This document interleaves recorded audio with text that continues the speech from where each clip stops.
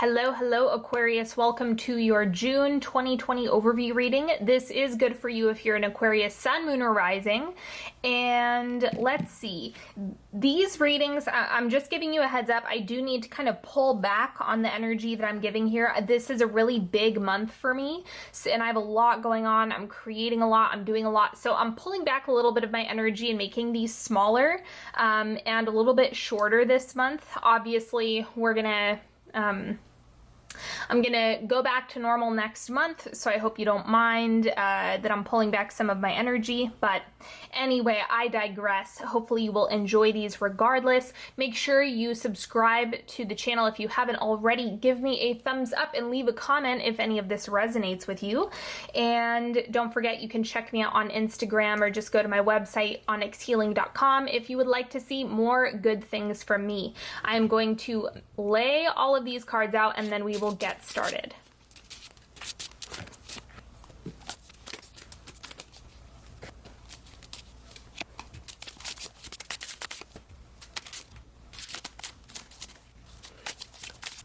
Okay, let's start with your oracle cards as always.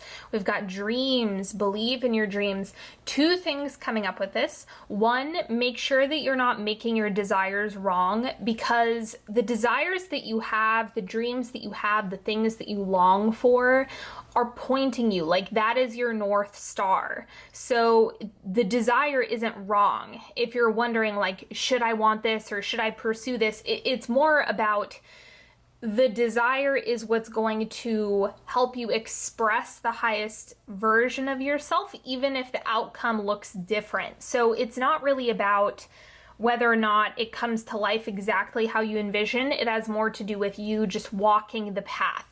So I would say pay close attention to your desires, pay close attention to what you're dreaming about, fantasizing about, what you have going on that level, because it's like whether you want a career that you're really aligned with, or friendships that feel really good to you, or a partnership that's really healthy. No matter what, the process of you moving towards it is massively beneficial for you. And also pay attention to literal dream time, what dreams are telling you.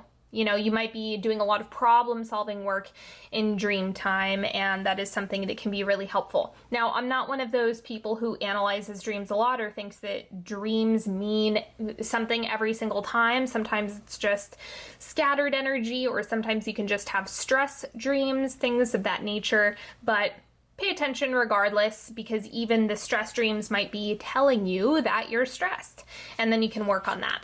Okay. Gratitude attracts more reasons to be grateful.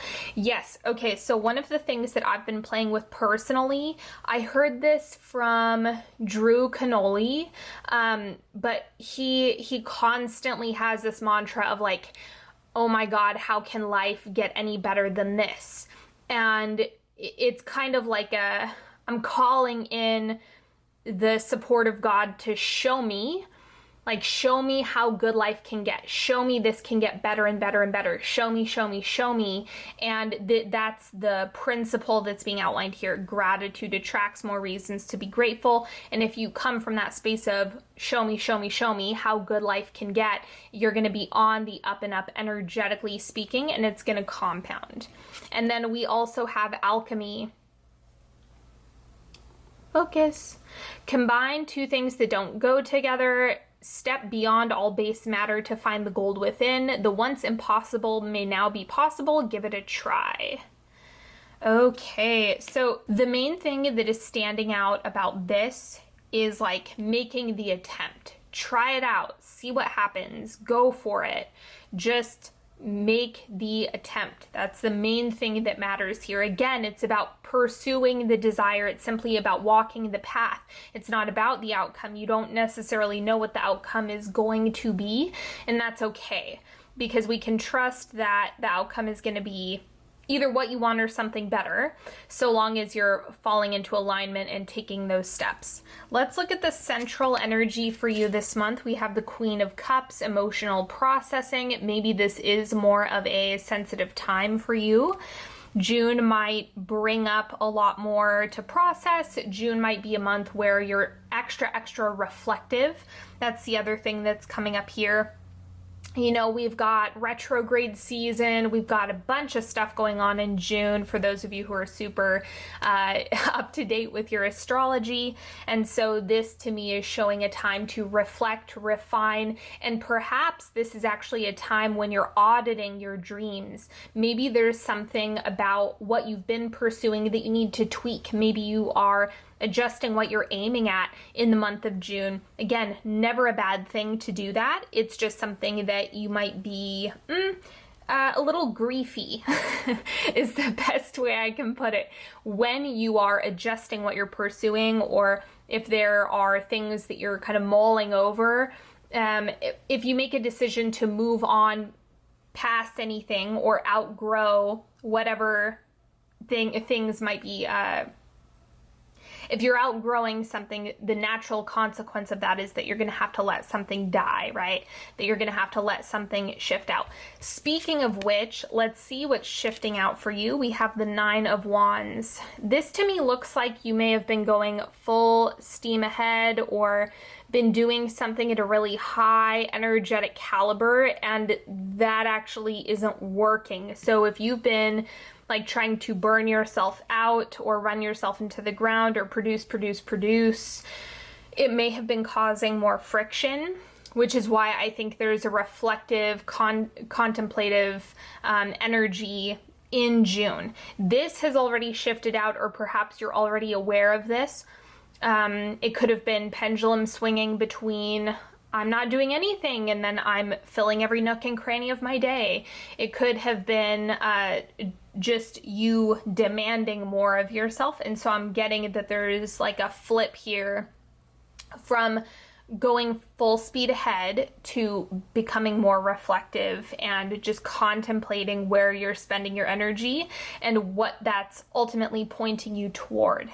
And then the oncoming energy for you is the 3 of Coins. So this to me looks like you get clear on whatever it is you're wanting to invest in, build, create, and then putting pen to paper, taking the right actions, you know, actually making the moves, because this has to do with you moving matter, moving the material.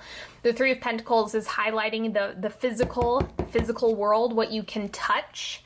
And I'm getting for you, this is the main thing that you're heading into. But before you can even do this effectively, you have to point at something and you have to be clear. You have to decide, this is what I want, and choose it and decide that that's what you're getting again and again and again. From a creative standpoint, when you have that clarity, it's going to open up the floodgates for you to have the aligned action. What you need to know about June is the 4 of Swords. It's going to be a slower month for you. I'm not getting that this is a super high energy month. It does not look like June is going to be something where you're in this 9 of Wands energy. That is more of like a May and perhaps earlier than that thing. So this is where there's a transition happening, but you kind of need to slow down. Do not put the cart before the horse. Don't do that to yourself, because then you're going to have to backtrack.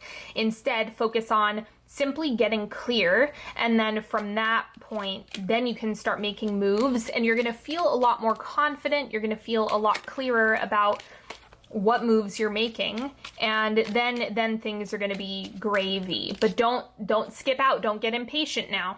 And then to clarify the 4 of Swords, we have the 4 of Cups. Be cautious. No. Cautious is the wrong word. Be conscientious. Be mindful of what you're saying yes to and what you're saying no to. Have you had enough? Do you need to pull energy back? Do you need to give more to yourself? Are you like, I'm good, I don't need any more of that? This is telling me, if I'm being totally honest, the 4 of Swords is more about you saying no. There's something important about the rejection of things, because the 4 of Cups is kind of like an offer that's being rejected, and I'm getting this as what you say no to actually matters most. Like, think about if someone steps over a boundary and you don't advocate for yourself, you're giving other people permission to violate the boundaries, right? If you are overgiving energy to something that doesn't serve you, then you are saying yes. You are energetically like giving silent approval to squandering energy. So you need to be really, really locked in on what your no is and where you need to set limits. And that's going to be absolute gold for you.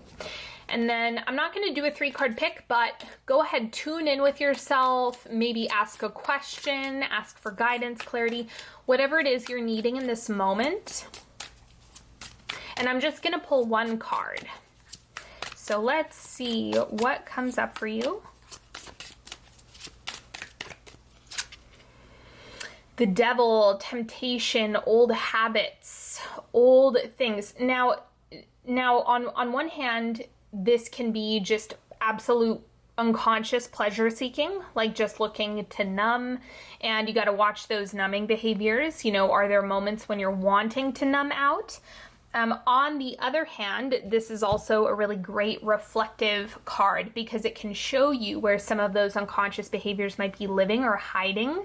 And if you can address those, then you're actually going to see a lot more success. So is there anything that you've been falling into numbing around, or anything that's been making you go unconscious? Is there anything that you're really wanting to clean up in your life? Maybe there's a bad habit that you're looking to quit, or something where you're and this is also screaming boundaries as well, because one of the things with the Devil is without boundaries, you're kind of enslaved, right? There's an element of I'm being suffocated by this force, this external force, or it's not like me to be doing this. So keep that in mind, because this can help you shift out of that. The discomfort matters so that you can transform it.